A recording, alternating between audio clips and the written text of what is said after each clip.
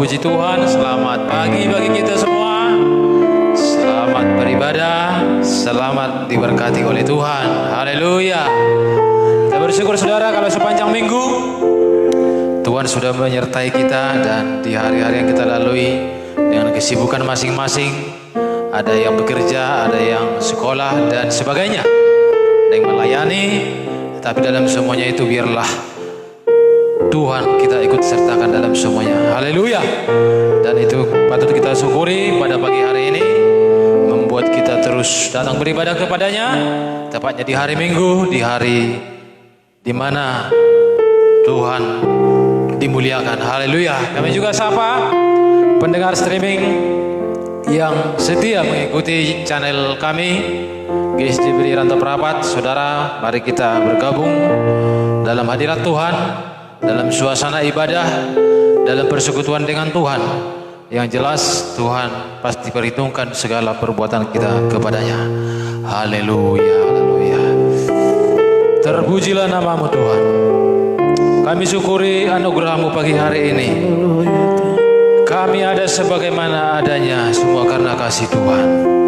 Kalau kami boleh melihat, haleluya, hari-hari kami hingga saat detik ini, semua karena Tuhan. Dan kami sadari, membuat kami bersyukur, berterima kasih oleh karena kebaikan Tuhan. Kami mau datang menyembah-Mu Tuhan.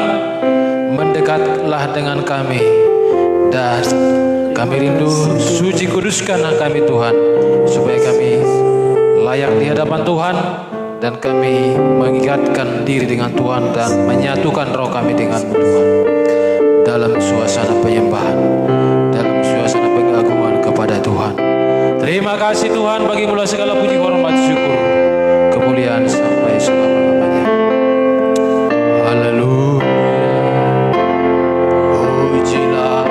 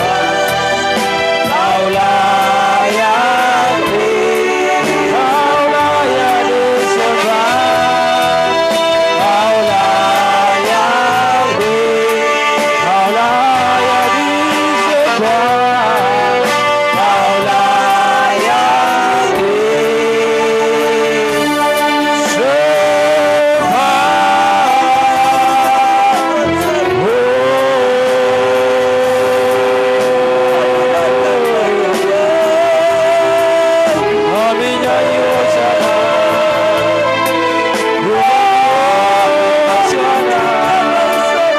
Haleluya.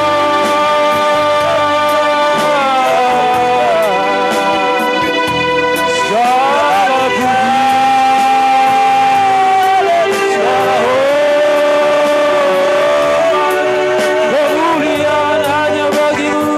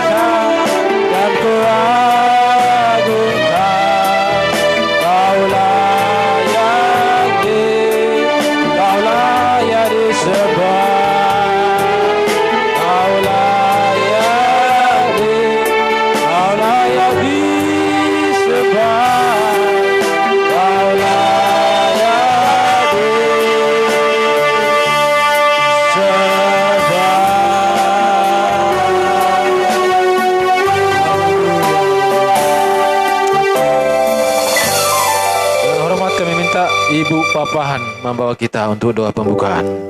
Haleluya. Terima kasih Tuhan Yesus. Terima kasih Bapa yang baik. Kami bersyukur kepadamu Tuhan atas segala kebaikan Tuhan di dalam hidup kami. Kami boleh datang ke tempat tempat ini Tuhan. Semuanya karena kemurahan-Mu. Tuhan menghantar kami ke tempat ini. Ya Tuhan. Tujuan kami adalah hanyalah untuk menyenangkan hati-Mu. Karena itu Bapa Surgawi, kami undang kuasa Roh Yes, Kudus haleluya. untuk mengurapi kami. Amen. Setiap pribadi yang hadir pada pagi Amen. hari ini ya Tuhan Yesus. Biarlah Bapakku yang baik, penyembahan kami adalah penyembahan yang berkenan di mata Tuhan Amen. Yesus. Bapa di dalam surga, kami berdoa Tuhan Yesus buat pelayan-pelayan-Mu yang ambil bagian pada saat hari ini Tuhan. Tuhanlah yang berkuasa di dalam kehidupan mereka. Tuhanlah yang memberkati kehidupan mereka, mengurapi kehidupan mereka Bapa. Sehingga Tuhan Yesus, ibadah kami semakin menyenangkan hati-Mu. Ya. Terima kasih Tuhan Yesus, terima kasih Bapakku yang baik. Kami juga berdoa Tuhan Yesus buat setiap orang yang mengikuti ibadah Ya, ini ya Tuhan. Bapakku. Berkati, Tuhan. Di rumah masing-masing Tuhanlah yang mengurapi. Amin. Pengenalan akan Tuhan Yesus biarlah Amin. terjadi ya Bapakku. Biarlah Tuhan Yesus di akhir zaman ini kami semakin setia Yes, Tuhan untuk haleluya. memuji memuliakan nama-Mu. Karena kami tidak tahu Tuhan Yesus apa yang akan terjadi untuk hari esok. Haleluya. Tetapi ya Bapakku di dalam surga, biarlah kami senantiasa mempersembahkan tubuh jiwa dan Amin. roh kami kepadamu, sehingga Tuhan mendapat kami senantiasa setia dan taat kepada Tuhan Yesus. Amen. Terima kasih Bapa di dalam surga, terima kasih Roh Kudus. Kami juga berdoa Tuhan Yesus buat hamba-Mu yang mau menyampaikan isi firman Tuhan pada pagi hari ini. Biarlah urapan Roh Kudus yang mengurapi hamba-Mu ini, sehingga rahasia firman Tuhan diungkapkan pada saat hari ini. Kami boleh mengerti Tuhan apa yang menjadi rencana Tuhan di dalam hidup kami, apa yang menjadi rencana Tuhan di bangsa kami ini. Terima kasih Yesus, terima kasih Roh Kudus. Sungguh kami bersyukur kepadamu Tuhan atas segala kebaikan Tuhan di dalam Amin. hidup kami, atas segala penyertaan Tuhan di dalam hidup kami. Karena itu Tuhan Yesusku, biarlah Tuhan Yesus setiap Ya. ibadah yang kami lakukan Tuhan itu benar-benar menyenangkan hati-Mu, menyukakan hati Tuhan. Karena itulah yang kami rindukan Tuhan Yesus. Kami rindu untuk selalu bersama-sama dengan Tuhan. Terima kasih Tuhan Yesus, terima kasih Bapa yang baik. Ibadah kami ini kami serahkan ke dalam tangan Tuhan. Dari awal pertengahan hingga berakhirnya ibadah ini, biarlah kuasa Roh Kudus yang menaungi hati kami, menaungi tempat ini. Segala kuasa-kuasa iblis, kuasa-kuasa setan yang mau mencoba mengganggu hati kami Tuhan, mengganggu konsentrasi kami untuk Tuhan Yesus. Pada saat ini kami bersatu hati dalam nama Tuhan Yesus. Kami usir segala roh-rohan, roh-roh pengganggu. Dalam nama Yesus. Kami mau bebas memuji memuliakan nama Tuhan. Terpujilah Engkau Bapa Surgawi, termulialah nama-Mu. Hanya di dalam nama Tuhan Yesus Kristus kami berdoa dan bersyukur. Haleluya, haleluya, haleluya. Sama-sama kita katakan amin. Amin. Kita masih tetap bangkit berdiri saudara. Kita memuji Tuhan. Kita meninggikan Dia. Kita dipilih dari segala bangsa. Kita mau angkat pujian ini. Kita bersorak-sorai, bersuka cita, bertepuk tangan. Dengan dan setiap kekuatan kita. Haleluya.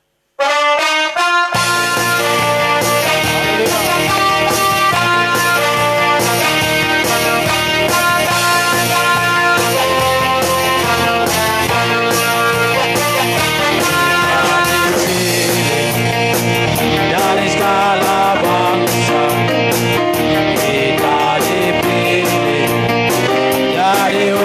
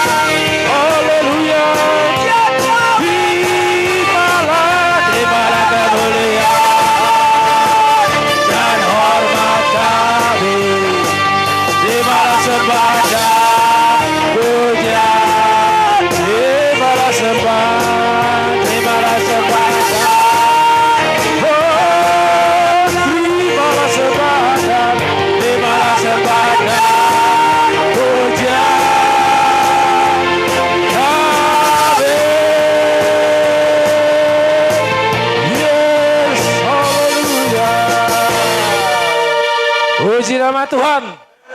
Nah, kita bersyukur saudara, kita dipilih dari sekian banyak orang di dunia ini menjadi pemuji dan penyembah Tuhan. Haleluya. Ini satu hal yang luar biasa, katakan amin. Haleluya. Membuat kita lebih dari pemenang sekalipun dalam pergumulan masing-masing.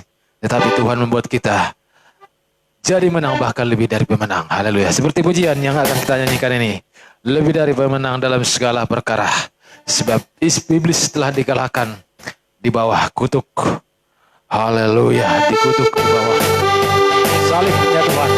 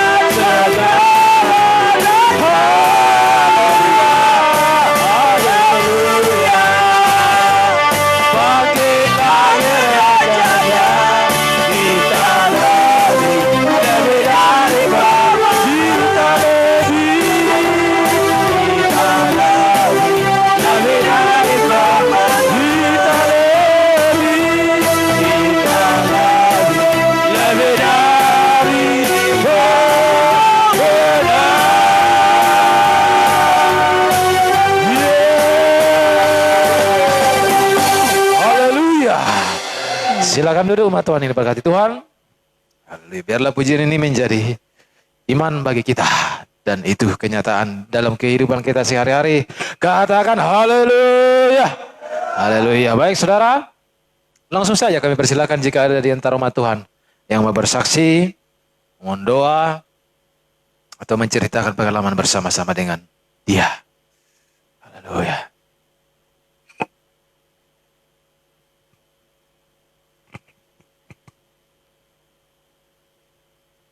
Salam saudara. Baik saudara, saya mau bersaksi sebenarnya sudah beberapa minggu yang lalu ya, mukjizat yang kami terima ini. Saya dianjurkan untuk menyaksikan ini, tapi selalu saya tahan-tahan. Itu membuat saya jadi kurang nyaman dalam beribadah. Karena selalu didorong, saksikan, saksikan. Tapi karena saya memang dasarnya orangnya pemalu, dan berbicara pun kurang pandai, saya merasa malu. Nanti saya saksikan orang jadi mendengarnya tertawa karena mungkin bahasanya kurang tersusun, tapi biarlah kiranya ya semampu saya saksikan, biarlah kiranya ini nanti menjadi berkat bagi saudara yang mendengar. Amin. Amin.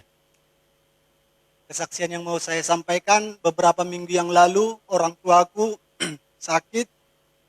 Sakitnya memang sudah lumayan parah gitulah. Menurut informasi yang saya dapatkan dari adikku perempuan, dia mengatakan bapakku ini sudah mulai, pikirannya sudah mulai terganggu. Katanya sudah mau keluar dari jendela. Sudah mulai apalah.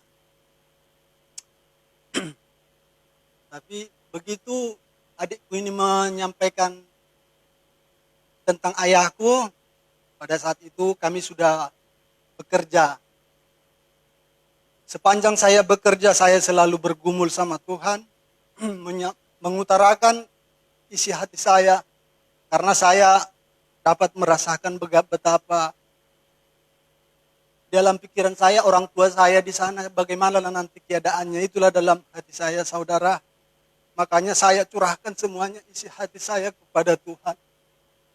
Sambil bekerja saya selalu bergumul sama Tuhan. Saat saya istirahat, saya menyembah Tuhan. Baru saudara, pulang kerja mungkin kira-kira tengah 1 lah. Saya telepon lagi adik saya, bagaimana keadaan Bapak?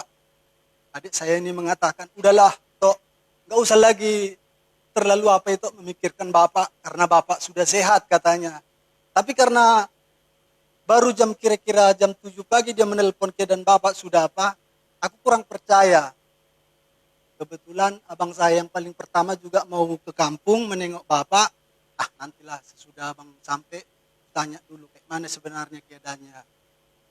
Sore saudara, nyampe lah abang saya ini, saya telepon. Kayak mana bang keadaan Bapak? Abang saya ini juga mengatakan, udah enggak usah pala cemas lagi kau, Bapak sudah sehat katanya. Tapi tetap aku enggak kurang apa, karena mendengar cerita yang pagi yang disampaikan adikku itu.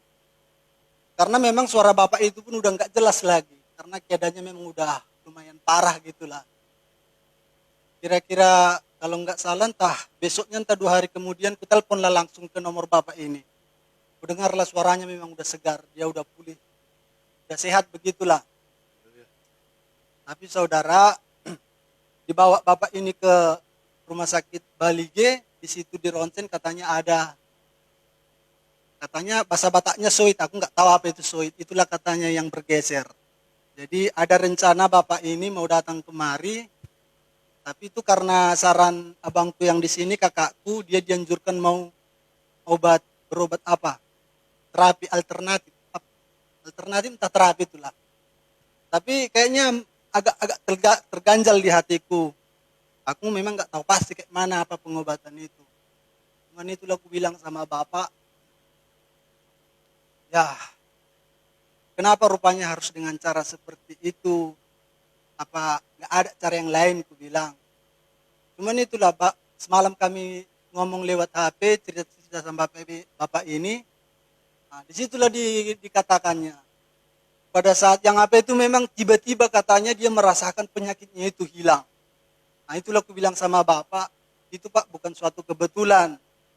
Memang pada saat itu aku banyak bergumul sama Tuhan. Aku sampaikan keluhan hatiku, aku bilang seperti itu. Jadi dengan cerita itu semalam, ya Bapak kayaknya dia lebih mengapa yang ku anjurkan. Memang aku nggak tahu ngusut Pak, aku bilang. Soalnya nggak ada jurusan ke situ, tapi aku percaya hanya aku modal iman. Kalau saat aku mengusut itu, yang menyembuhkan bukan aku tapi Tuhan. Tapi itu udah terbukti dalam keluarga kami. Parumenmu hari itu kakinya bengkak, ku kusut. Ya, puji Tuhan sembuh. Baik juga anak-anakku, cucumu ini, beberapa yang sakit, aku nggak pernah mengandalkan yang lain. Aku selalu mengandalkan Tuhan. Ya, apa yang kuimani itulah yang kulakukan ya. Ku ambil minyak makan, ku doakan, ku kusut. Jadi kayaknya hati Bapak itu terbuka. Tapi ya biarlah saudara, bawalah di dalam doa, dukunglah kami, biarlah kiranya Bapak ini ya apa namanya, mengambil komitmen Memang Bapak ini bilang aku pun gak pala suka kalau ke pengobatan-pengobatan dukun kayak gitulah. Makanya saudara, ya aku pun mohon dukungan doa dari saudara sekalian. Karena memang ini ganjalan buat aku. Mentalku ini, ya aku gak leluasa menyampaikan firman Tuhan. Memang kalau dalam hatiku, kalau misalnya kayak tadi di belakang sana, kata-kata itu udah tersusun. Tapi setelah nyampe di depan sini, ya saudara lah, kalau saudara memahami apa yang saya sampaikan, ya puji Tuhan. Yang jelas inilah memang karena besarnya hatiku untuk menyaksikan kebesaran Tuhan kita. Jadi janganlah pernah merasa kalau Tuhan itu tidak ada. Tuhan itu memang ada dan benar-benar ada. Karena saya sendiri sudah pernah melihat Tuhan itu walaupun hanya dalam mimpi. Tuhan kita itu bagaikan sinar yang sangat terang. Itulah yang saya lihat saudara. Ya, inilah yang saya saksikan. Kiranya mungkin ya siapapun yang mendengarkan biarlah diberkati. Haleluya. Haleluya. Haleluya. Haleluya. Haleluya. Tuhan memberkati kesaksian Bapak Utayan dan Tuhan memberkati kita semua yang mendengarkan kesaksian ini menjadi motivasi bagi kita dan menguatkan semakin teguh mempercayai kuasa Tuhan. Haleluya. Haleluya. Tiba saatnya kita mendengar firman yang membuat kita menjadi kuat. Haleluya. Menjadi makanan rohani, membuat kita kuat dalam menjalani hidup. Kuat melewati masalah, rintangan. Dan Tuhan pasti berkarya dalam hidup kita, membuat kita berbeda dengan orang-orang yang tidak beribadah kepadanya. Haleluya. Seperti rusa yang rindu dan haus akan aliran air, demikian hati kami pagi hari ini mendengar aliran air hidup daripadamu ya Tuhan, yang disampaikan hamba-Mu yang sebentar berdiri di altar-Mu yang kudus ini. Buka hati kami supaya kami mengerti rencana dan kehendak Tuhan.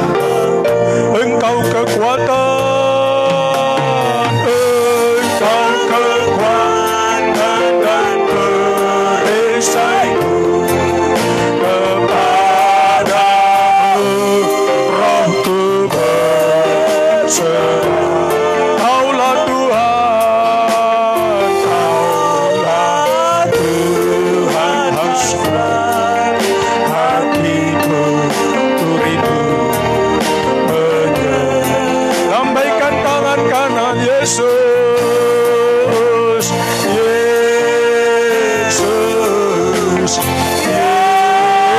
Yesus, kau berarti bagiku. Haleluya. Yes, yes, haleluya. Kau segalanya. Amin. Lebih sungguh lagi Yesus. Yesus, Yesus,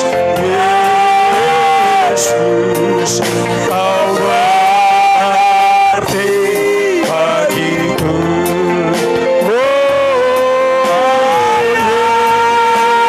Yesus, Yesus, kau segalanya bagi kami. Kau segalanya bagiku. Kau segalanya. Kau segalanya. Bagiku. Berikan tepuk tangan yang meriah untuk Tuhan. Haleluya. Haleluya. Roh Kudus mengurapi kami. Roh Kudus melawat hidup kami, memenuhi kami. Kami orang panggilan dan pilihan Tuhan, yang dikhususkan oleh Tuhan, istimewa di mata-Mu. Terima kasih Tuhan buat lawatanmu, jamaatmu lewat ibadah pagi hari ini. Kami bersyukur. Haleluya, haleluya. Berkati juga kesaksian pagi hari ini, sebagaimana Tuhan sudah menjamah orang tua mereka, dan biarlah juga mereka tetap dalam keadaan sehat, orang tuanya tetap mendapatkan panjang umur. Pakai terus sidang jemaatmu untuk bersaksi di Yerusalem, di Yudea, di Samaria, sampai ke ujung-ujung bumi. Pakai mereka Tuhan dalam nama Yesus. Urapanmu turun. Haleluya, haleluya, haleluya. Glory bagimu Yesus. Glory, haleluya. Terima kasih Tuhan. Api Pentakosta ku punya, ku biarkan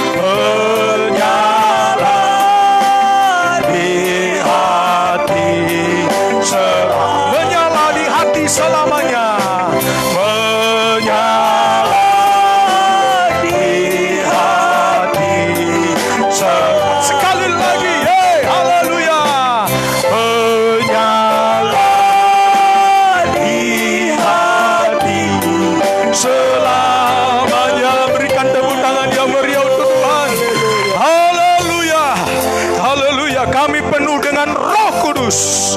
Kami terima lawatan-Mu Tuhan.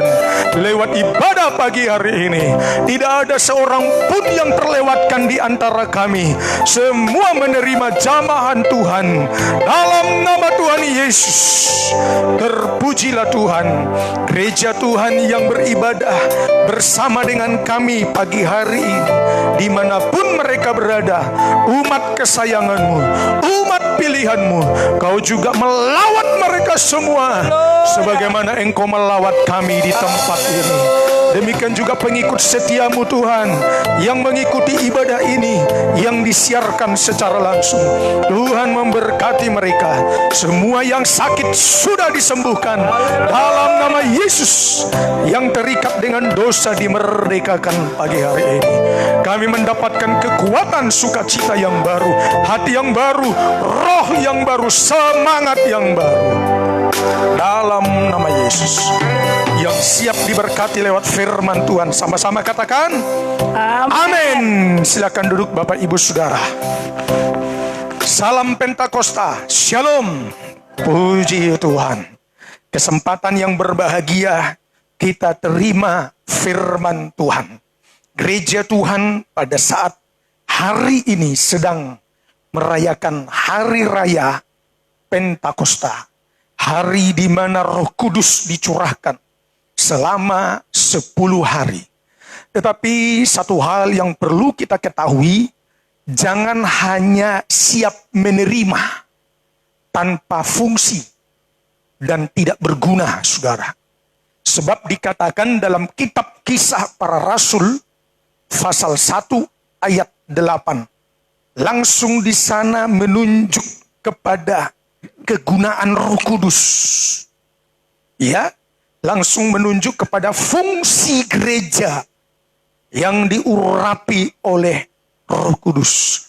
Karena seringkali gereja karismatik, Pentakosta, gereja apapun yang dapat disebut, hanya puas dengan kepenuhannya, puas dengan bahasa glosolalianya, bahasa-bahasa baru, bahasa roh, tetapi tidak faham, tidak mengerti untuk apa Roh Kudus itu diterima. Kita perhatikan pembacaannya Bapak Ibu, sidang jemaat dan pengikut setianya Tuhan.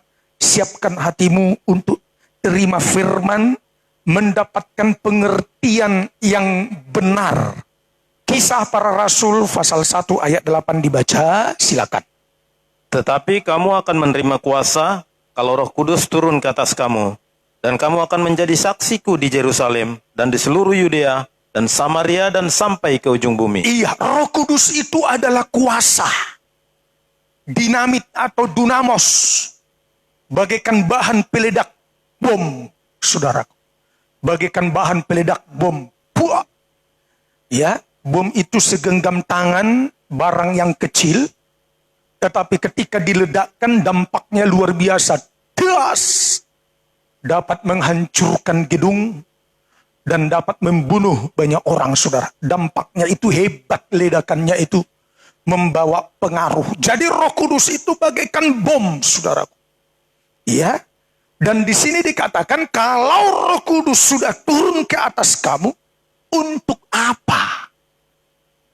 Apakah kita hanya puas dan berbangga-bangga dan berkata, aku sudah penuh Roh Kudus, aku sudah berbahasa roh.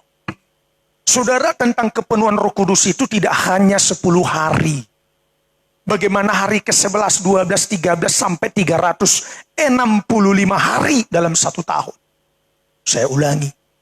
Tidak ada patokan penuh Roh Kudus itu hanya sebatas 10 hari. Seolah-olah Roh Kudus itu hanya bekerja 10 hari. Tetapi saudaraku yang dikasih oleh Tuhan, kepenuhan Roh Kudus itu dalam 1 tahun setiap hari. Ada 365 hari. Dan kalau engkau sudah terima Roh Kudus, untuk apa Roh Kudus itu, saudara? Roh yang ada di dalam dirimu menggerakkan hidupmu. Itu menjadi mesin penggerak. Saudara, mobil tanpa mesin tidak bisa bergerak. Mobil tanpa mesin hanya casingnya, bagian luarnya. Tubuh itu casing bagian luar, hanya bodinya. Tidak ada artinya tanpa mesin, tidak bisa bergerak. Sama dengan mobil barang rongsokan, tidak bisa bergerak. Tetapi yang menggerakkan hidup kita, tubuh kita ialah roh yang ada dalam diri saudara dan di dalam diri saya. Itulah yang menggerakkan hidup kita. Untuk apa katanya? Ulangi. Kisah Para Rasul 1 ayat 8. Untuk apa Roh Kudus itu? Silakan. Tetapi kamu akan menerima kuasa kalau Roh Kudus turun ke atas kamu. Terus. Dan kamu akan menjadi saksiku di Yerusalem dan di seluruh Yudea dan Samaria dan sampai ke ujung bumi. Menjadi Saksi. saksi. Puji Tuhan. Haleluya. Menjadi saksi itu membawa perubahan.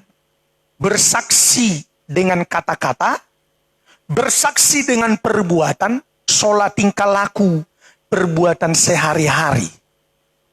Ya, dunia ini gelap, kekristenan kita yang penuh Roh Kudus menjadi terang, itu saksi. Dunia ini hambar tanpa rasa, banyak kebusukan, tetapi gereja Tuhan yang penuh Roh Kudus, dia menjadi garam. Itulah saksi Kristus.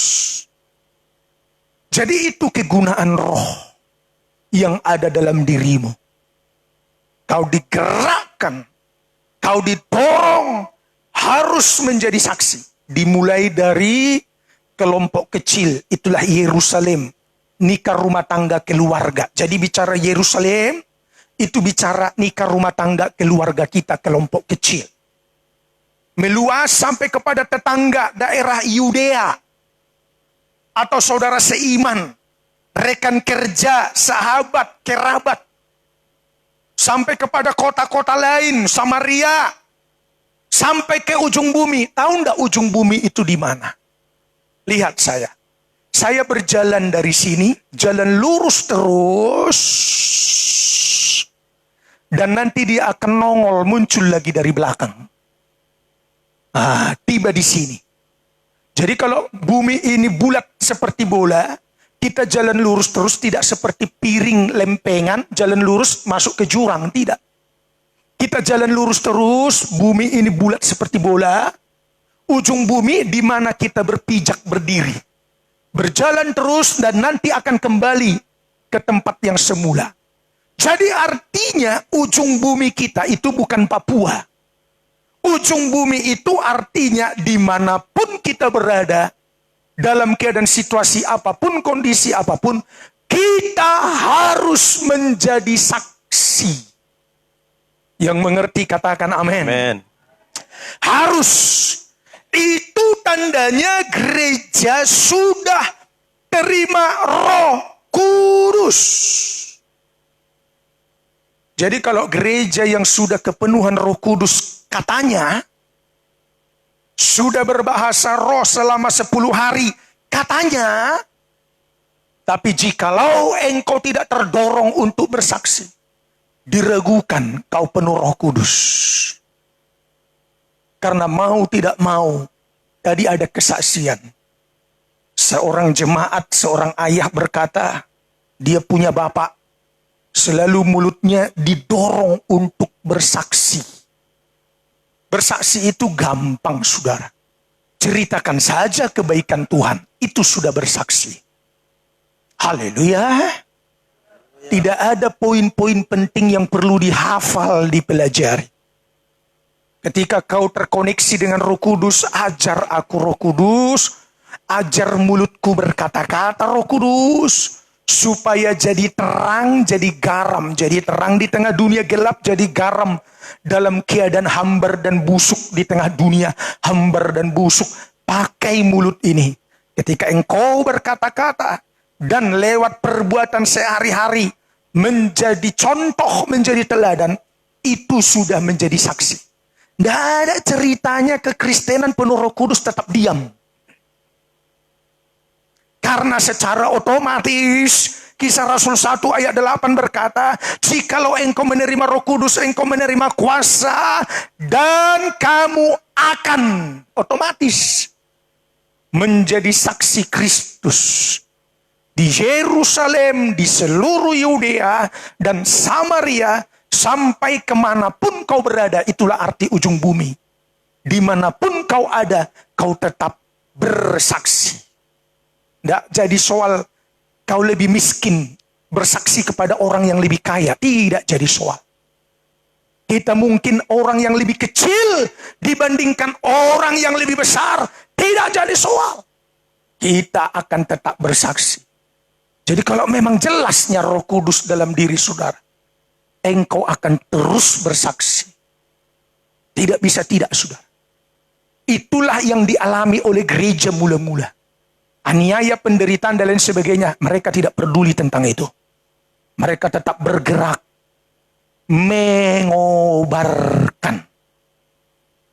Mari kita perhatikan. Kalau ada Roh Kudus, maka hidup kita menjadi hidup yang berkobar-kobar. 2 Timotius 1 ayat 6. Ini otomatis loh ya. Ini yang benar loh. Tidak dibuat-buat. Bukan dorongan uang, rupiah, dolar kau bersaksi. Bukan karena dorongan lawan jenis, karena jodoh kau bersaksi. Kebetulan kau belum menikah, kau ketemu dengan gadis cantik dan kau bersaksi. Bukan karena dorongan daging kau bersaksi. Tidak, saudara. Bukan karena pendeta bersaksi, dorongan daging supaya dapat jemaat yang kaya raya. Nggak. Kepada orang kecil yang hina dina tidak diperhitungkan. Yang terlunta-lunta, yang terlantar sekalipun di bawah kolong jembatan, di jalan-jalanan. Jikalau engkau penuh dengan Roh Kudus, jelas Roh Kudus dalam dirimu. Hidupmu itu menyala, berkobar-kobar. Nyala. Otomatis dia bersaksi. Tidak bisa diam. Tidak bisa ditahan-tahan. 2 Timotius 1 ayat 6 dibaca. Karena itulah aku peringatkan engkau untuk mengobarkan karunia Allah yang ada padamu oleh penumpangan tanganku atasmu. Iya. Kalau ada Roh Kudus dalam diri saudara, karunia Allah yang ada padamu, secara otomatis itu akan berkobar-kobar, menyala. Kalau ada api, pasti terbakar. Bukankah Roh Kudus itu juga diibaratkan bagaikan api? Mari kita buktikan. Ya, Roh Kudus itu diibaratkan bagaikan api. Kisah Rasul 2. Kitab Kisah Para Rasul pasal 2 ayat 3. Apakah saudara mengerti apa itu api? Api itu sifatnya membakar habis. Memberi semangat, gairah. Membuat hidup kita menyala.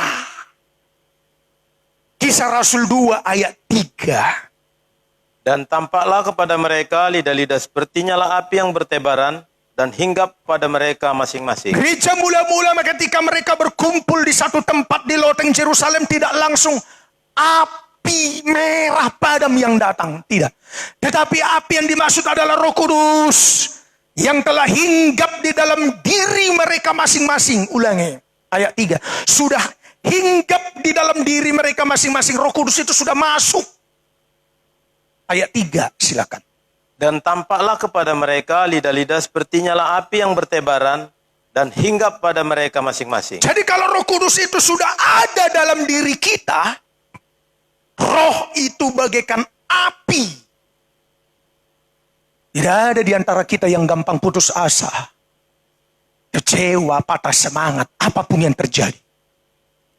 Dan tidak ada bawaannya diam, pasif, bawaan dingin. Dingin itu es membeku. Tapi kalau ada Roh Kudus, ada api dalam dirimu. Dan kita bisa rasakan apinya. Haleluya. Haleluya. Kita bisa rasakan apinya. Kalau dia berkata-kata berkobar-kobar, dia melayani berkobar-kobar, semangatnya luar biasa.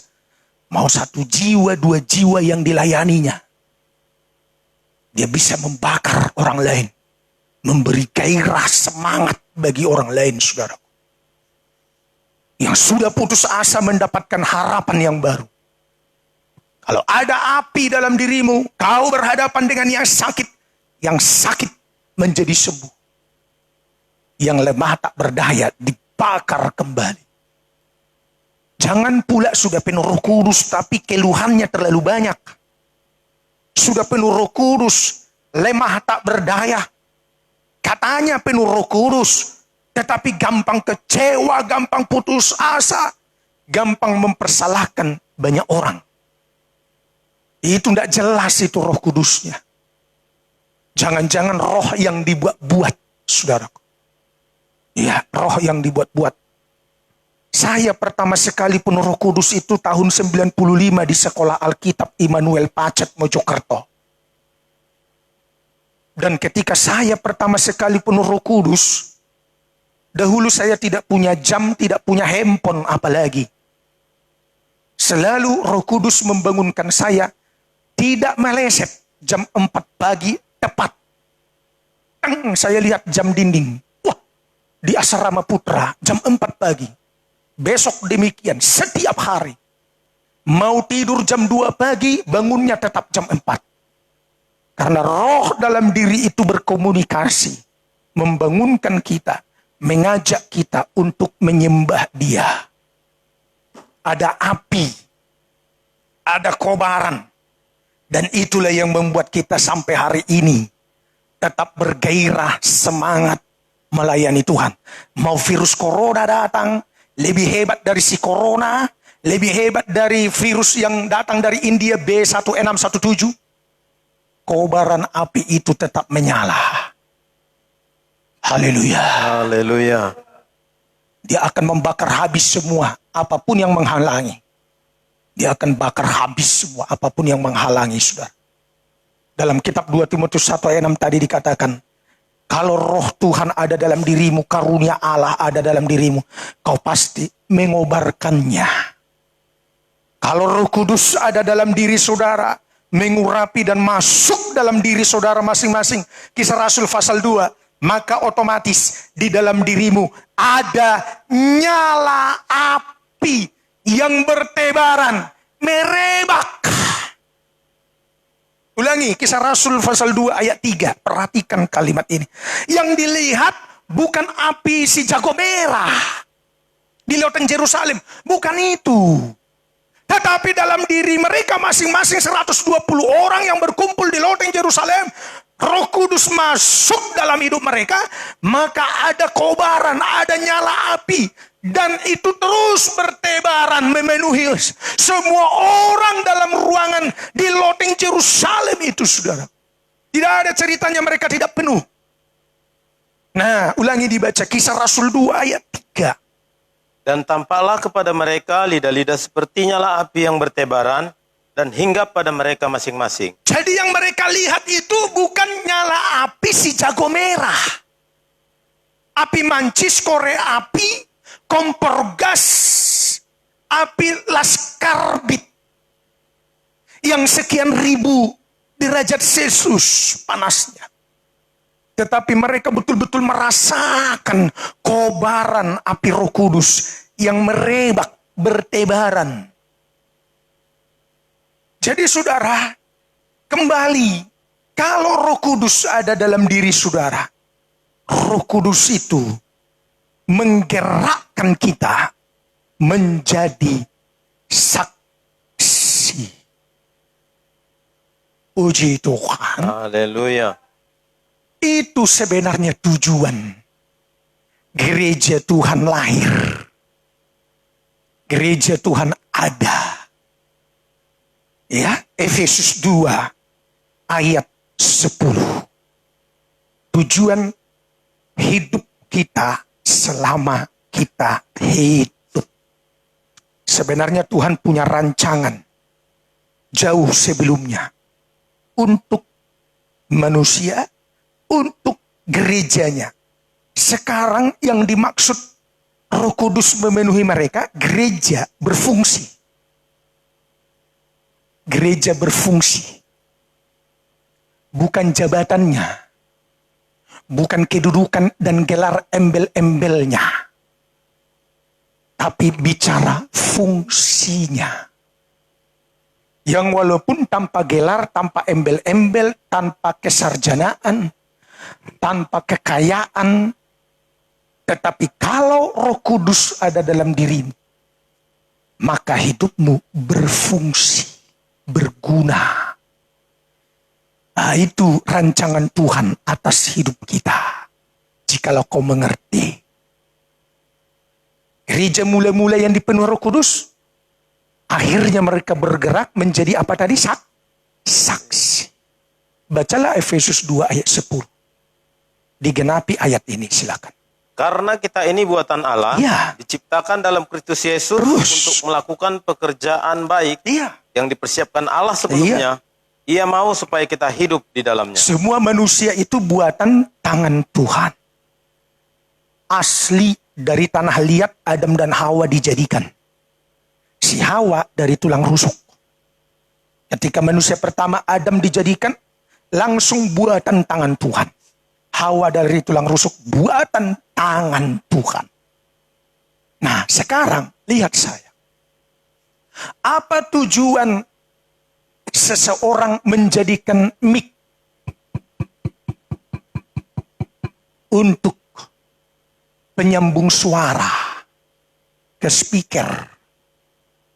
Kalau ini dijadikan oleh si penciptanya dan tidak berfungsi, berarti ini mic yang walaupun harganya mungkin jut-jut, tapi tanpa fungsi, tidak ada artinya. Biar kelihatan kau hebat mengejutkan, jikalau hidupmu tidak berfungsi, tidak ada arti hidupmu. Kecantikanmu aduhai, mempesona. Kalau kau tidak berfungsi, tidak ada arti hidupmu. Semua orang geleng-geleng kepala melihat harta kekayaan keberhasilan. 7 keturunan, kekayaanmu tidak habis. Kalau engkau tidak berfungsi, tidak ada artinya. Yang saya tahu, barang yang tidak berfungsi, tidak berguna, itu barang rongsokan. Jangan jadi kekristenan yang rongsokan. Tak berguna. Tuhan si pencipta menjadikan saya dan saudara buatan tangan Tuhan. Ada tujuannya. Apa katanya? Karena kita ini adalah buatan tangan Tuhan, diciptakan dalam Kristus Yesus untuk apa? Melakukan Pekerjaan baik. pekerjaan baik. Jadi ada tujuan. Nah, tujuan hidup kita dijadikan bukan untuk misi pribadi. Saya dijadikan tujuan hidup saya bukan untuk misi pribadi, kepentingan diri sendiri. Kalau sebatas kepentingan diri sendiri belum mencapai tujuan seperti yang Tuhan mau, itu binatang. Karena binatang dengan manusia sama-sama dijadikan pada hari yang ke-6. Tidak berbeda. Dan bahan bakunya sama-sama terbuat dari tanah liat. Tapi apa yang membedakan manusia yang dijadikan oleh Tuhan dengan binatang? Apa yang membedakan? Lihat tujuan hidupnya. Kalau kita tidak mencapai tujuan hidup, berarti hidup kita sama seperti binatang. Pendeta yang punya gelar embel-embel jabatan dan kekayaan, kalau dia tidak punya tujuan hidup, berarti pendeta yang sama seperti binatang. Emang ada ayatnya manusia sama seperti binatang? Ada. Pengkhotbah pasal 3. Mari kita perhatikan dalam kitab Pengkhotbah pasal 3 ayat 19. Mulai dari ayat 18 dibaca. Tidak apa-apa, ayat 18. Pelan-pelan kita ikuti dengan baik. Silakan. Tentang anak-anak manusia, aku berkata dalam hati, Iya. Allah hendak menguji mereka dan memperlihatkan kepada mereka bahwa mereka hanyalah binatang. Kenapa firman Tuhan katakan Tuhan menjadikan manusia dan menjadikan sama hidupnya seperti binatang? Ulangi ayat 18, hidup manusia sama seperti binatang. Tentang anak-anak manusia, aku berkata dalam hati, Allah hendak menguji mereka dan memperlihatkan kepada mereka bahwa mereka hanyalah binatang. Diperlihatkan kepada manusia sebenarnya kita hanyalah seperti binatang. Kalau hidup kita tanpa tujuan yang Tuhan mau. Kalau yang kita maunya, tujuan hidup saya seperti yang saya mau punya istri cantik. Ayam jago juga cari betina cantik. Sama. Saya kerja untuk makan. Dapat rupiah dolar yang banyak. Ayam juga setiap hari mengais-ngais untuk mendapatkan rezeki makanan yang terbaik, jagung yang terbaik. Sama. Saya bekerja supaya saya punya rumah yang bagus. Burung di udara juga mendandani rumahnya dengan cantik. Dengan berbagai rumput-rumputan yang lain. Sama, apa bedanya? Saya olahraga supaya saya sehat dan bernafas. Anjing juga si gonggong, saudaraku. Kadangkala mereka ini sesama anjing. Yang sejenis sesama anjing. Mereka juga lari-lari pagi olahraga. Supaya sehat dan bisa bernafas. Sama, tidak ada beda. Jadi apa yang membedakan hidup kita dengan binatang? Dengan si serigala, dengan si gonggong, dengan ayam jago, dengan burung di udara. Segala jenis binatang apa yang membedakan kita? Kalau kita mencapai tujuan yang Tuhan mau, bukan yang kita mau. Kalau misi pribadinya, binatang juga punya misi pribadi. Nanti binatang ini kalau sudah dewasa, anjing jantan pasti mencari anjing betina. Anjing jantan pasti mencari anjing betina. Kadangkala masih kalah manusia. Manusia tidak tahu mencari mana yang cocok dalam dirinya. Ya, si tigor malah cari si ucok. Bah, sudah lebih parah lagi dari binatang. Si butet cari si susi, sejenis. Sedangkan si gonggong, si anjing, si binatang, dia tahu mana yang cocok untuk dirinya.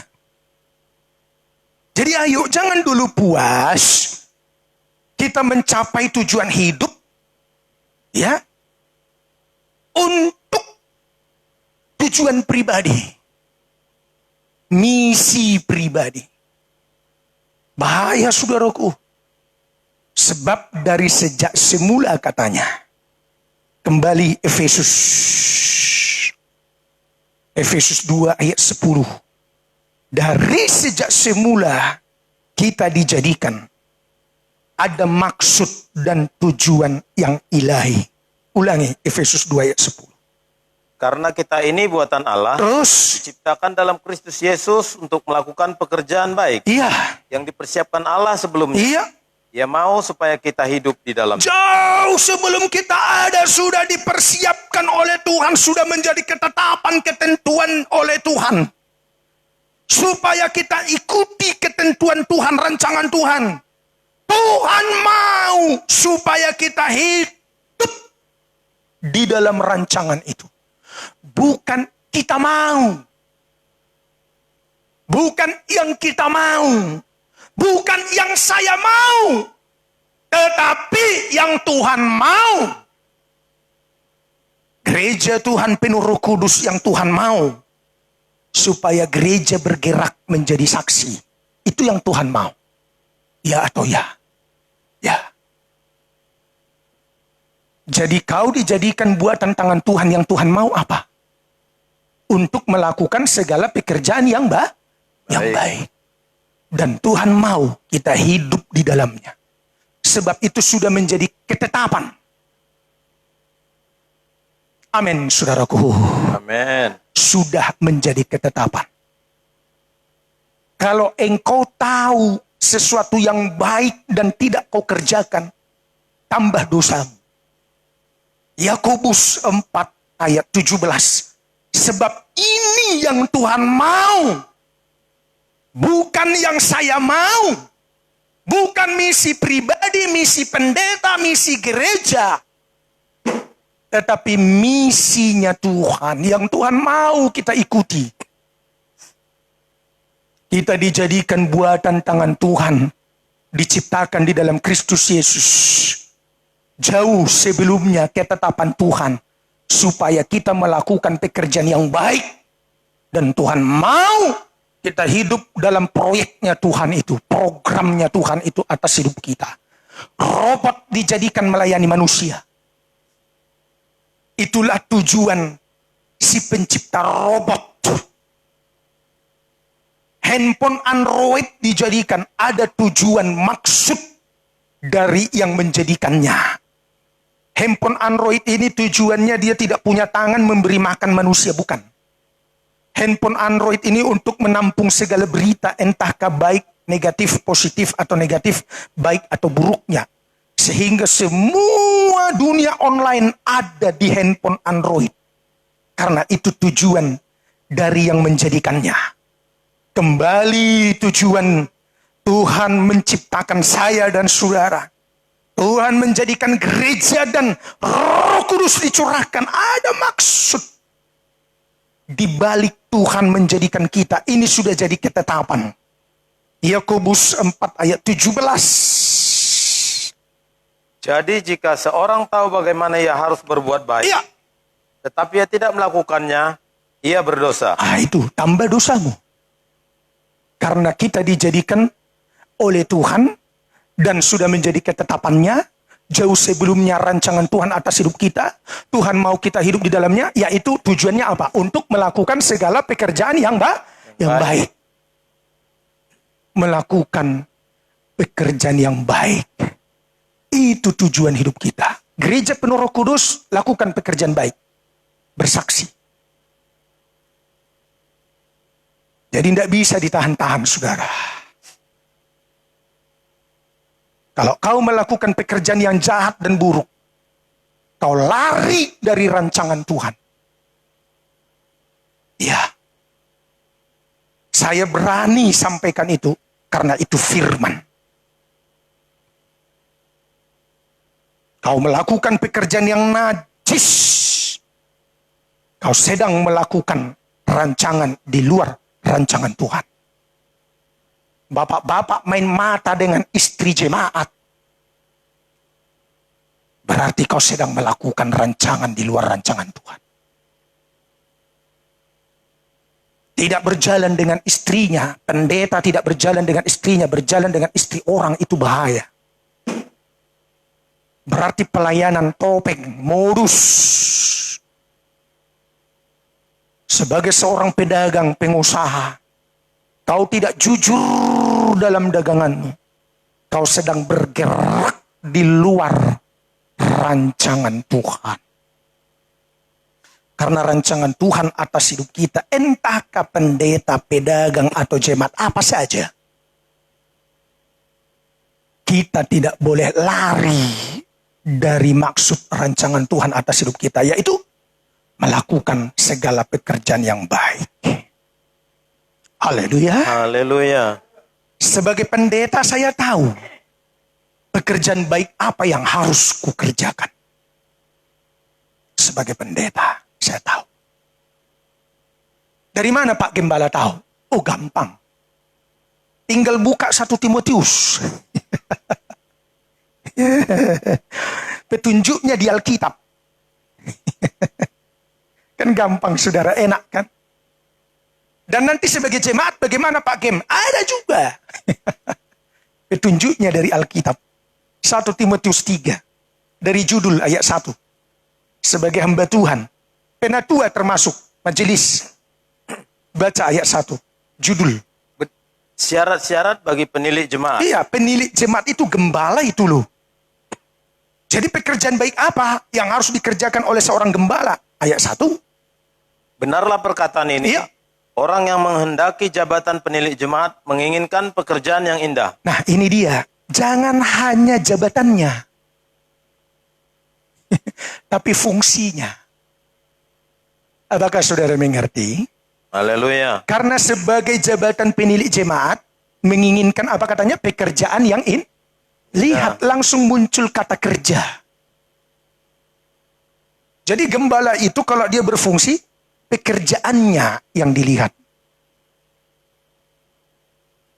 Apa yang dilakukan? Setelah ini apa lagi?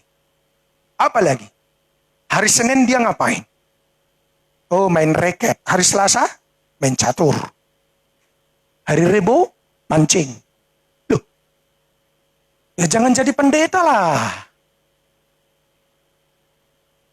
Hobi harus lepas. Harus. Singkirkan hobi. Kalau ahli mancing, ahli mencatur, itu olahragawan. Bertinju, olahragawan. Jadi salah pendeta olahraga untuk kesehatan, yes. Mengembangkan hobi, no. Kalau belum lepas dari hobi, jangan jadi pendeta. Jangankan pendeta, jemaat saja, tidak ambil pusing dengan hobi. Bukan tidak hebat jemaat sepak bola. Tetapi toh juga menjadi sia-sia habis waktu. Tanpa pertandingan yang jelas. Dia tinggalkan sepak bola. Catur apalagi. Kalau tiap hari main catur tidak renungkan firman. Dia merenungkan langkah-langkah mengalahkan raja. Tinggalkanlah jabatan penilik jemaat. Karena kalau kau menerima jawatan penilik jemaat, langsung muncul. Dia mengerjakan pekerjaan yang indah. Lihat cara kerjanya. Apa yang dilakukannya. Bangun paginya jam berapa? Setelah itu ngapain? Kalau hanya nonton sinetron, tidak baca Alkitab. Aduh. Ayo, ulangi. 1 Timotius 3 ayat 1. Benarlah perkataan ini, orang yang menghendaki jabatan penilik jemaat, menginginkan pekerjaan yang indah. Iya, langsung muncul kepada pekerjaannya seorang penilik jemaat. Pekerjaannya lihat. Puji Tuhan. Haleluya. Jangankan penilik jemaat, jemaat saja mengerti. Kau sebagai jemaat, apa yang harus kau kerjakan? Kau tahu. Tidak lantas semata-mata pagi, siang, malam dari terbit matahari sampai terbenam, sampai terbit lagi hanya nongkrong duduk di kedai kopi. Sambil minum tuak, sambil merokok, sambil mencatur, dari terbit matahari sampai terbenam, begitu juga setiap hari. Itu pekerjaan yang merusak. Sambil main joker karo lagi, joker karo. Entah kalau ada joker Batak, joker Papua. Aduh, nggak ngerti. Untuk apa dia hidup? Hei, jikalau kita tidak mencapai tujuan hidup yang Tuhan mau, Pengkhotbah 3 tadi katakan hidup kita sama seperti binatang. Iya saudaraku. Binatang ada ganteng, cantik binatang, lucu, si mopi, si anjing, si beleki. Dia tidak punya tujuan hidup menyenangkan hati Tuhan. Tidak ada tujuan hidupnya. Semahal-mahalnya si beleki, si mopi, si anjing, saudara. Anjing herder atau anjing apalah. Tidak ada tujuan hidupnya memuliakan Tuhan. Tapi lihat, penilik jemaat. Ayat 2. Karena itu penilik jemaat haruslah seorang yang tak bercacat. Iya, itu pekerjaan yang baiknya ya. Terus. Suami dari satu istri. Istrinya jangan 2 ya. Satunya di rumah. Tetapi di tempat lain, oh bukan. Istri tetap 1. Terus. Dapat menahan diri. Iya.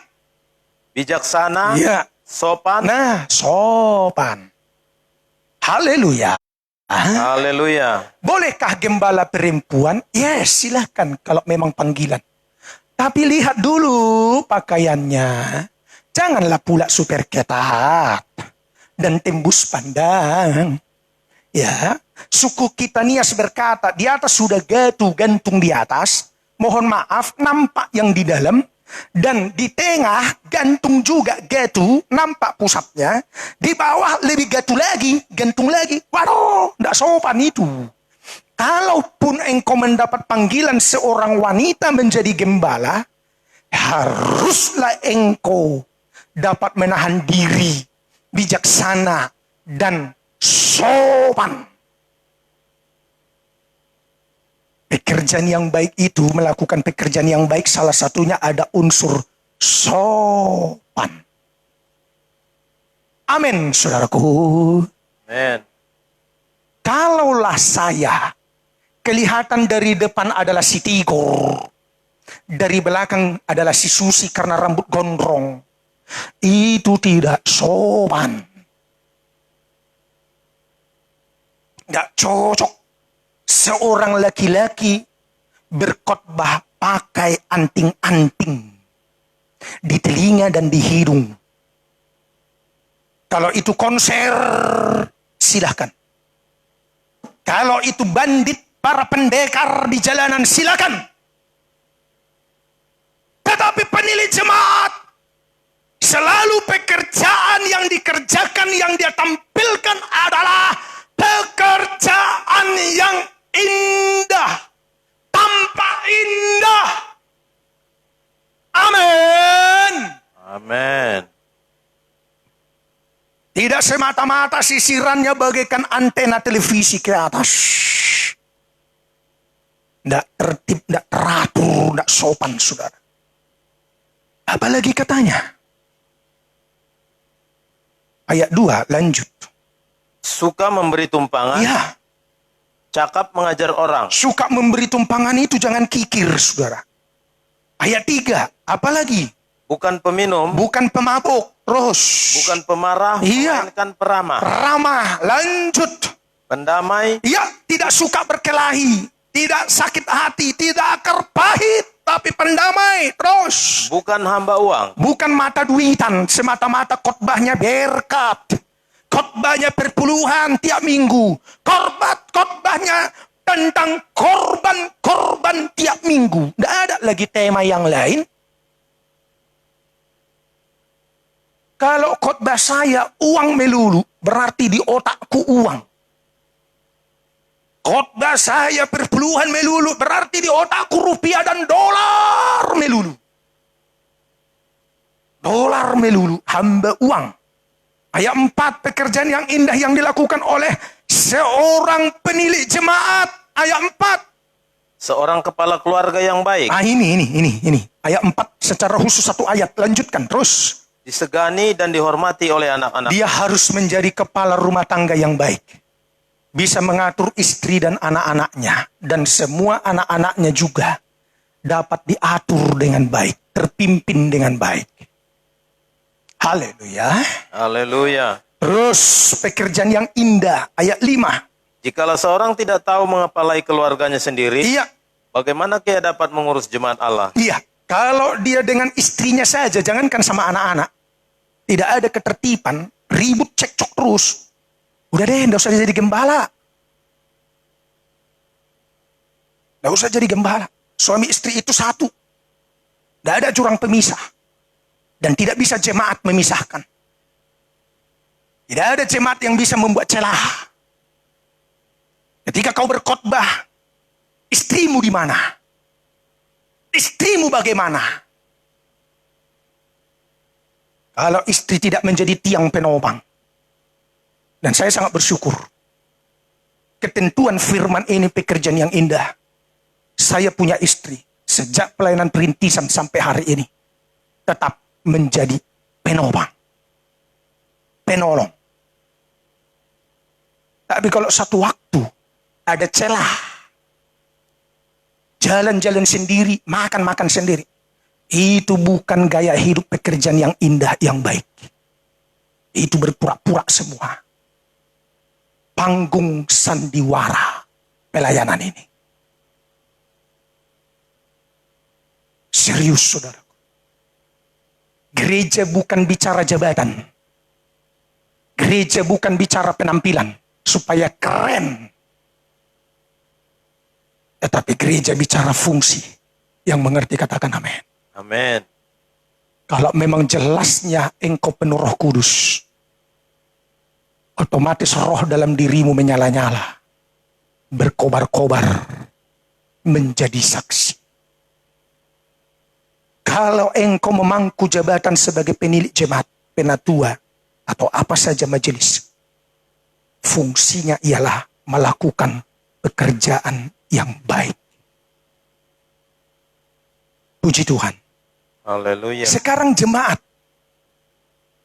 nggak usah gila-gila jadi pendeta, biarlah pendeta jadi pendeta. Terus pekerjaan baik apa yang dikerjakan oleh jemaat? Sama, bagian kita sama, kewajiban kita sama, sama-sama mengerjakan pekerjaan yang baik. Hanya jurusannya berbeda, jenis-jenis pekerjaan baiknya berbeda. Tapi sama-sama yang kita lakukan ialah pekerjaan baik. 1 Timotius 3 tetap. Baca ayat 15. Jadi jika aku terlambat, sudahlah engkau tahu bagaimana orang harus hidup sebagai keluarga Allah, yakni jemaat dari Allah yang hidup, tiang penopang dasar kebenaran. Iya, itu dia. Sudahlah seharusnya kau tahu, hei jemaat hidup sebagai keluarga Allah. Siapa itu keluarga Allah? Yaitu jemaat dari Allah yang hidup. Garis bawahi besar-besar di situ. Jemaat menjadi tiang penopang. Yes. Apakah saudara mengerti? Amin. Apakah saudara mengerti? Haleluya. Tahukah saudara bangunan ini, jikalau tanpa tiang, tidak akan bisa berdiri bangunan ini satu dengan yang lain. Tidak akan saling mengikat antara batu bata dengan jendela, dengan kosen, dengan daun pintu, dengan kosen pintu, kosen jendela, dengan atap, dan yang lain sebagainya. Tapi lihat, dengar sekali lagi. Tiang penopang. Bukan tiang yang berjalan-jalan. Yang berpindah-pindah. Pindah dari gereja Betel ke Pentakosta. Dia bawa lumpur-lumpur gereja Betel diceritakan di Pentakosta. Dari gereja Pentakosta pindah ke gereja Lutheran, dia bawa lagi lumpur. Itu bukan tiang penopang. Itu tiang jalan-jalan. Tiang yang berpindah-pindah, tidak berfungsi. Memang kelihatan dia tiang, tapi belum sepenuhnya dipergunakan. Dan tidak melekat. Tidak mengikuti yang Tuhan mau. Masih selalu mengikuti yang dia mau. Hidup ini buatan tangan Tuhan, diciptakan dalam Kristus Yesus. Kita dijadikan mengerjakan pekerjaan baik yang Tuhan mau. Ia mau, Tuhan mau kita hidup di dalamnya.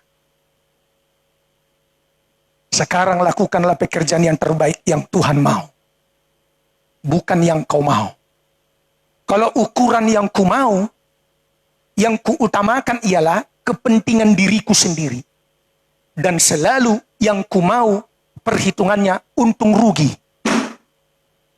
Kalau rugi, saya tidak mau jalan. Tapi kalau untung, apalagi untungnya besar, saya jalan. Itu yang kau mau. Yang Tuhan mau, kau bagi-bagi makanan, bagi-bagi minuman, cari orang lapar. Lihat Lukas 13. Yang Tuhan mau. Ini ayat terakhir untuk kita. Jangan kerjakan yang kau mau, tetapi yang Tuhan mau. Kalau yang kita mau, hitungannya untung rugi. Kalau untung, itu kesukaan. Kalau rugi, tidak berjalan. Lukas 14. Lukas 14. Ya, kita perhatikan ayat 12 mulai. Ini yang Tuhan mau ya. Amin, saudaraku. Amin. Belajar ya yang Tuhan mau. Amin. Banyak poinnya, tapi satu poin saja pagi ini. Yang Tuhan mau. Lukas 14 ayat 12 dan seterusnya. Baca. Dan Yesus berkata juga kepada orang yang mengundang dia. Yesus yang ngomong. Siapa saudaraku? Yesus. Yesus. Apa kata Yesus? Apabila engkau mengadakan perjamuan siang atau perjamuan malam, Kalau kau mengadakan pesta, jamuan makan siang atau malam, pasti ada undangan. Betul? Benar? Ya. Benar. Jadi siapa yang mau kau undang? Ayo. Baca selanjutnya. janganlah engkau mengundang sahabat-sahabatmu. Jangan kau undang sahabatmu. Kalaupun kau undang sahabatmu, pakai dia sebagai perhobas. Kalau kau undang ini jemaat, satu kali kau jamuan makan pesta, pakai ini sahabat-sahabatmu ini jemaat ini. Si repot di dapur. Bukan duduk tenang, dilayani, terima makan. Kalau kau undang sahabat. Sebenarnya jangan undang sahabat. Apalagi kalau itu cateringan. Terus. Atau saudara-saudaramu. Lanjut. Atau kaum keluargamu. Atau tetangga-tetanggamu yang kaya.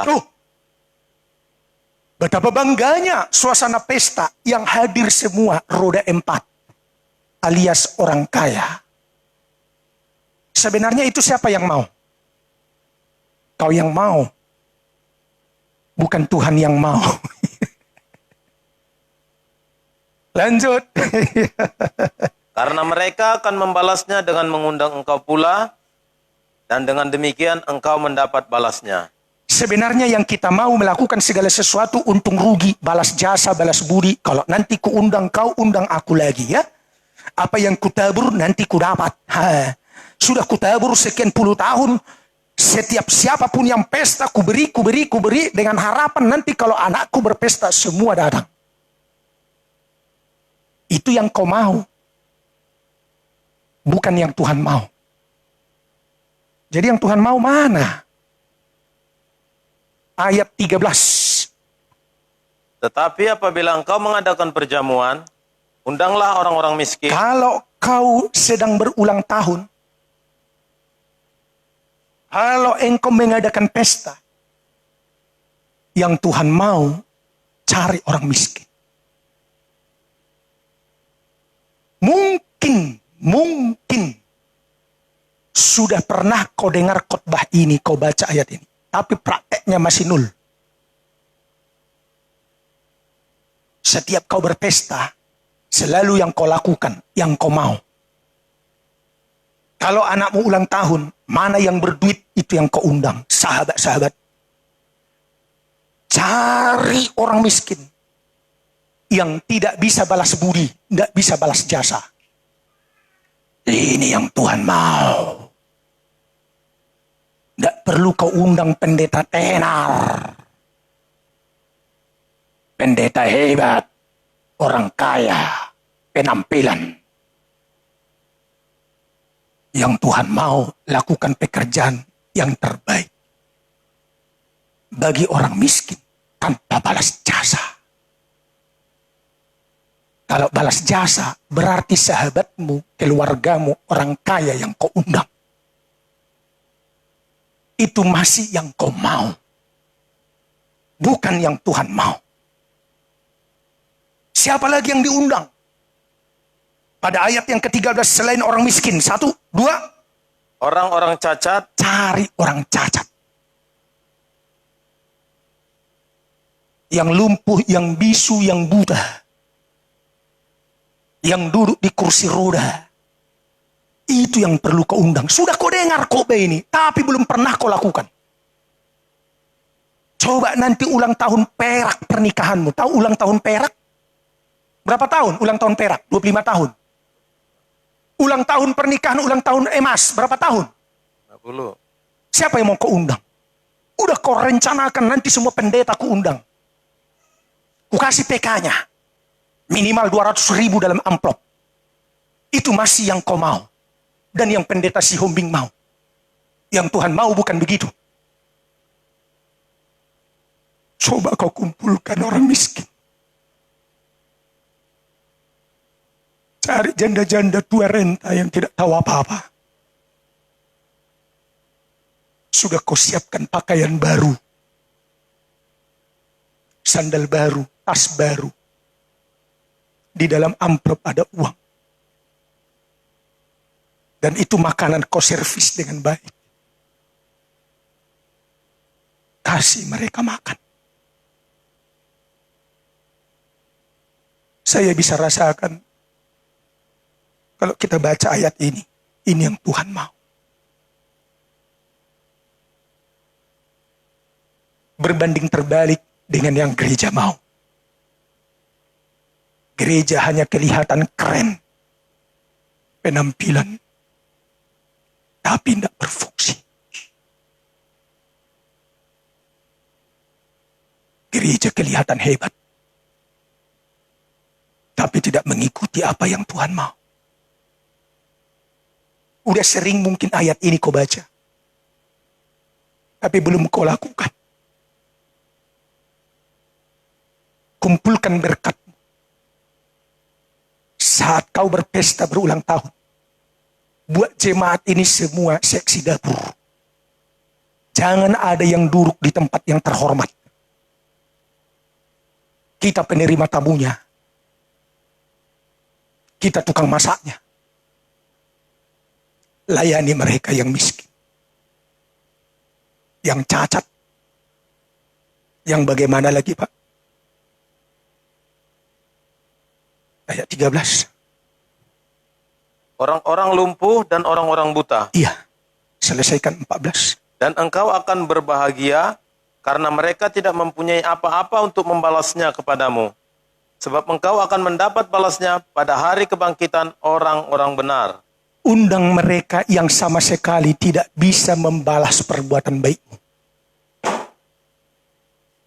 Kalaupun kau harapkan balasan nanti kedatangan Kristus kali kedua.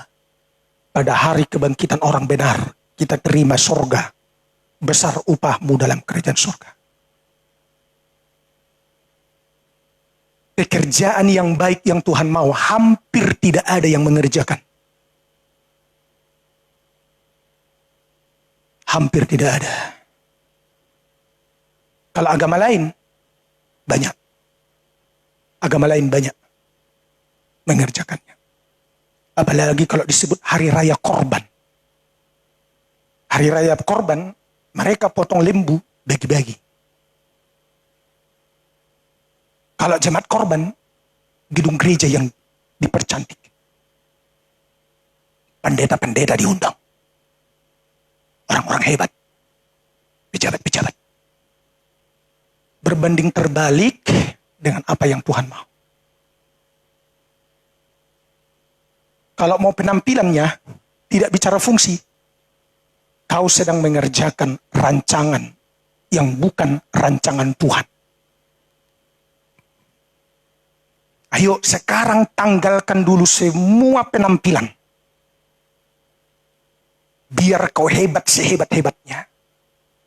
Tidak laku penampilanmu di mata Tuhan. Kau cari kedudukan yang terhormat. Apa kata Yesus?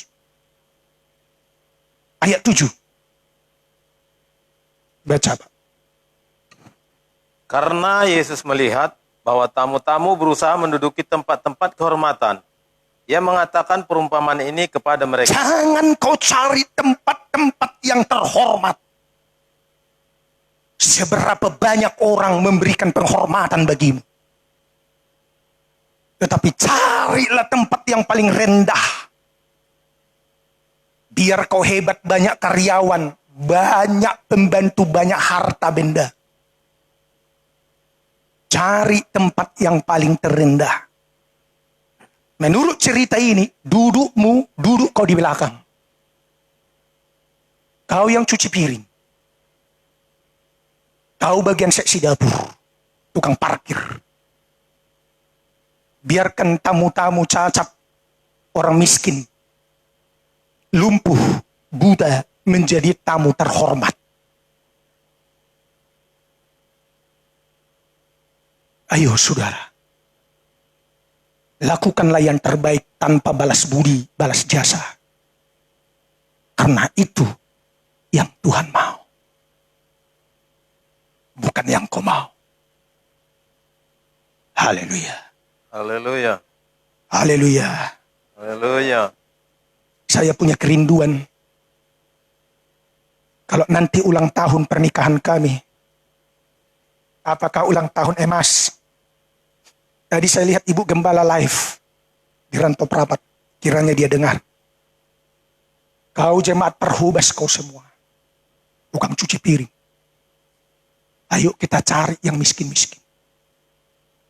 Jadi pendeta berapa diundang? Nggak usah. Nggak usah diundang. Orang miskin itu cari. Yang cacat. Yang tua. Jumpo-jumpo. Tuhan celikkan mata saya. Bagi hari ini. Apa yang Tuhan mau. Puji Tuhan. Haleluya. Jikalau kau mengerti. Jadilah gereja yang berbicara fungsi. Amin. Amin. Amin. Amin. Tuhan memberkati. Kita tutup Alkitab kita. Kita naikkan pujian. Ini lagu yang lama. Tapi naikkan pujian ini dengan serius. Pakailah Tuhan. Seluruh kehidupan kami. Tanggalkan semua kehormatan-kehormatan. Kehebatan-kehebatan. Tuhan tidak mau lihat itu. Tuhan lihat hatimu yang penuh dengan belas kasihan. Tuhan mau kau mengerjakan yang Dia mau.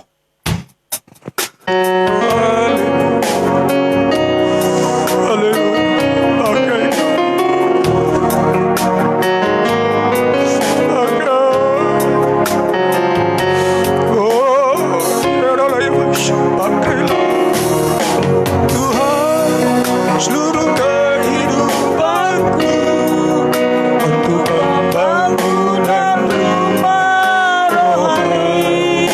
Perbaharuilah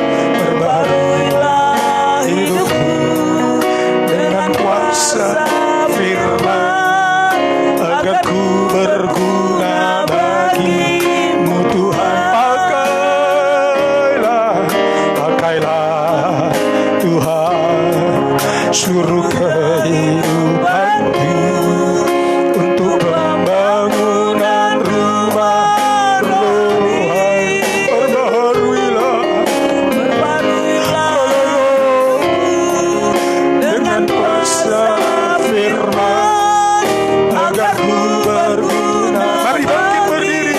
Pakailah Tuhan, pakailah Tuhan, suruh kehidupanku untuk pembangunan rumah rohani.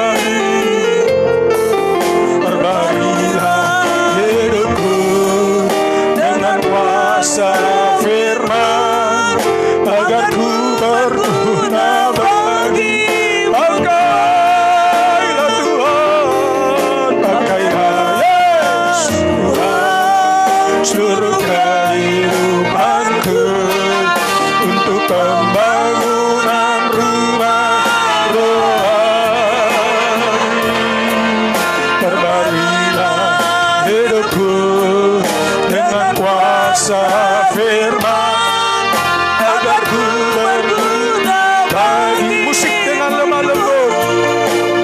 Bapak Ibu, kalau kau punya berkat, cari orang yang tidak bisa membalas perbuatan baikmu. Itu ibadah yang murni, sejati di hadapan Tuhan. Jangan kau cari orang hebat. Tolong mereka yang sangat membutuhkan pertolongan, yang tidak bisa balas kebaikanmu. Tetapi Tuhan siapkan balasannya pada hari kebangkitan orang benar. Dengan sungguh-sungguh pakailah, oh haleluya, pakailah semua jiwa nanti menyembah Tuhan. Suruh kehidupanku untuk pembangunan rumah rohani. Perbaharuilah hidupku dengan kuasa firman, agar ku berguna bagimu Tuhan. Pakailah Tuhan seluruh kehidupanku untuk pembangunan rumah rohani. Perbarilah hidupku dengan kuasa firman, agar ku berguna bagi. Sekali lagi, pakailah Yesus Tuhan seluruh kehidupanku untuk pembangunan rumah rohani. Perbarilah hidupku dengan kuasa firman, agar ku berguna bagimu Tuhan. Agar ku berguna bagi. Sekali lagi, agar ku berguna bagimu Tuhan. Somebody, hallelujah, haleluya.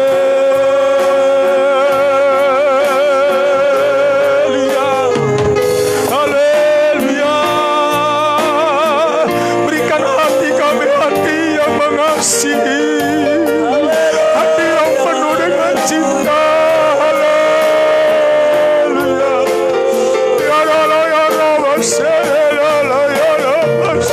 Gereja yang berguna, hidup yang berguna.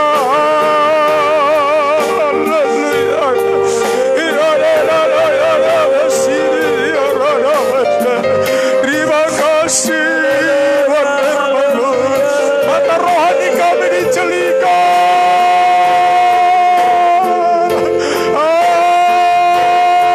Haleluya.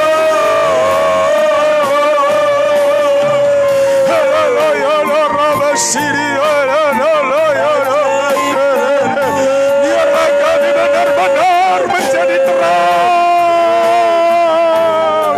menjadi garam, membawa perubahan buat jiwa-jiwa. Haleluya.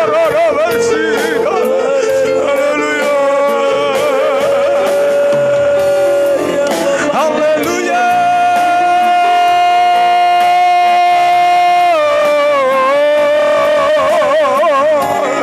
Berikan kami hati yang mengasihi. Haleluya.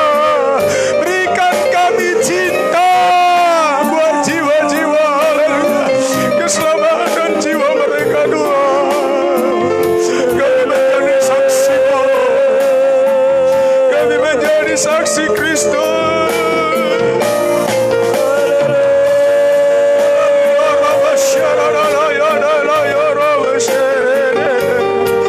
Terima kasih Tuhan.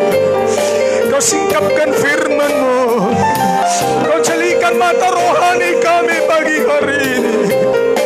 Haleluya.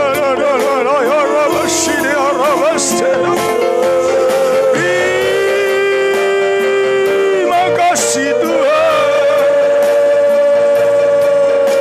Terima kasih Roh Kudus. Haleluya. Ampun kami Tuhan. Selama ini kami belum lakukan yang Kau mau. Ampuni kami Tuhan. Ampuni kami. Kami mau melakukan yang Kau mau. Haleluya.